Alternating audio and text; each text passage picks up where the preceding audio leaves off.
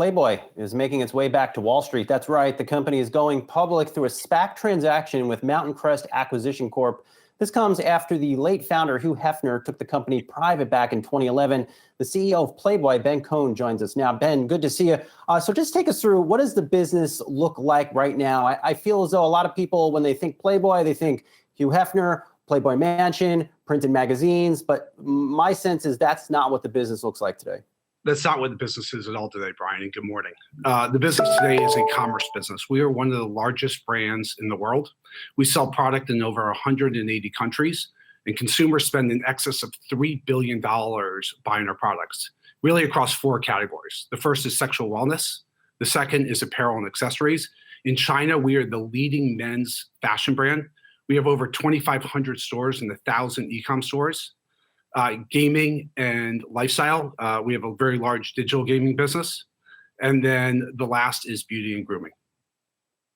I know that licensing is a huge part of the business. You've really pivoted to become this consumer products brand with the iconic Playboy brand behind you. But you know, when you look at the business, there's this heightened sensitivity, right, to the kinds of content that Playboy has been historically known for. And amidst the Me Too movement, you know, how does Playboy market itself to the general public in an effective way?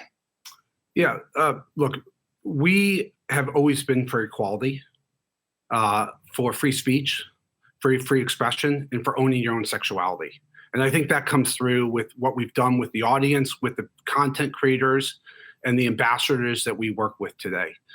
If you look at our audience growth over the last 2 years, we've grown our female audience 70%. Our average age, 85% of our audience is under 44 years of age. We've added 10 million new social followers. And 50% of our company today is made up of women across all ranks.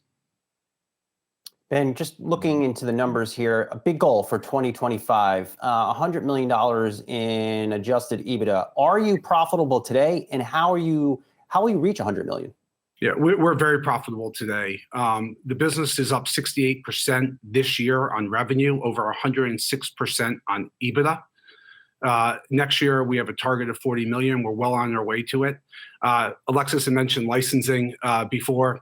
You know, licensing gives us a ton of visibility into our forward book numbers. We have over 400 million of forward book cash flow through 2029 for the business. And so when you look at the growth that we're experiencing today and then what this capital will provide, the growth will come across all sectors as they are growing today. Ben, talk to us about handling data protection. You've got to be having a lot of data on folks with all of this selling, especially online, privacy. I mean, for those who want to be discreet, but still participate in some of the things that Playboy offers, and maybe a little hesitant to do that online, how are you dealing with data privacy and protection? Yeah, we're dealing with data privacy like other companies are dealing with data privacy. It's key to our tech team and the infrastructure that we use internally. All of those transactions are private. But again, this is a commerce business today. And so when you look at our partnerships with PacSun, with Misguided, with our fragrance business, what people are interacting with us today is for commerce and for buying Playboy branded products around the world. You know, key to this story, I think, Ben, is you in many respects. You were involved in that deal that took Playboy private in 2011. What are your plans after this deal? Do you plan to stay with Playboy after the public debut? Yeah, so 66% of the company on a forward-go basis will be owned by existing shareholders and management. All of the existing shareholders, including management, which owned about 23% of the company prior to the deal, are rolling and signing one-year lockups. My goal is to continue to build this. This is the biggest opportunity I have ever seen in my career.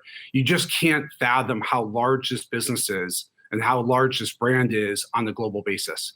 You couldn't recreate what we have today.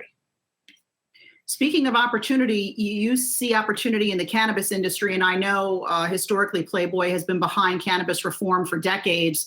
What are your plans for if and when it's legalized at the federal level? So today, we've launched a line of CBD products. We have 3 products in market and many more in development. When it is legal on the federal basis, we do plan on rolling out THC products. We have developed them, but we will not roll them out until it's legal on a federal basis. And Ben, real quick before we let you go, when do you expect to debut on markets? Do you have a date? Look, a typical process is somewhere between 60 and 90 days from now. All right, we'll leave it there. The CEO of Playboy, Ben Kohn, good to see you. I look forward to having you back. Great. Appreciate it, guys. Thank you.